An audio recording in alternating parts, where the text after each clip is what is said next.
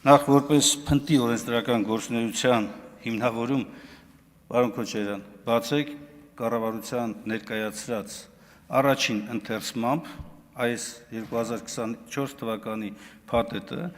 տեղեկանքը փոփոխվող հոդվածների եւ կհամոզվեք իմ խոսքերի մեջ։ Ոչ մի երկրորդ նախադասություն ստե վկայակոչված չկա։ Հենց վկայակոչված է հենց այս ամբողջ պարբերությունը։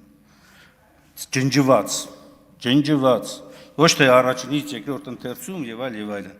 Լավ, բայց անձնավորման մասին եք խոսում,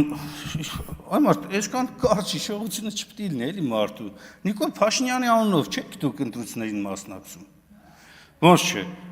Պարոն Ալեքսանդրյան, ձեր խոսքը անգամ դասական միտք է դարձել ուսապարկիզմի մասին։ Դուք էսի չեք խոսում։ Այսինքն դուք հիմա պայքարում եք այն երևույթի դեմ, որով եկել եք եւ շարունակում եք։ Հարց չկա, ճիշտ եք անում, եւ դա ճիշտ է։ Բայց մի փաթեթավորեք սա այս իրավիճակում եւ տարեք տեխնիկական վրիպակ էր էլի եւ այլն։ Հիմա այս տեխնիկական վրիպակը քաղաքական հետևանք ունեցող վրիպակ է։ Եվ դուք պետք է ձեռնպահ մնայիք այսպիսի քայլից։ Բայց շատ ավելի կարևոր բան այստեղ բարձրացվեց, ընտրակաշառքի հետ կապված։ Բա քրեական օրենսգրքի 236-ի վերաբերյալ սահմանադրական դատարան դիմում ենք տվել, իրենք էլ ստացել են Վենետիկի հանձնաժողովի կարծիքը ու միջև հիմա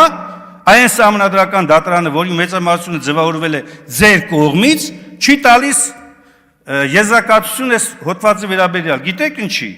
Որտեղ Վենետիկն ասել է, որ չի կարող անձը, որը մասնակցում է քաղաքական պրոցեսներին կամավորության հիմունքներով իր նվազագույն ծախսերի հոգալու շրջանակներում, դա չի կարող ընդհանրապես դիտվել որևէ կերպ հակասող ժողովրդավարական կանոններին։ Շարունակությունը ֆրակցիայի ելույթում։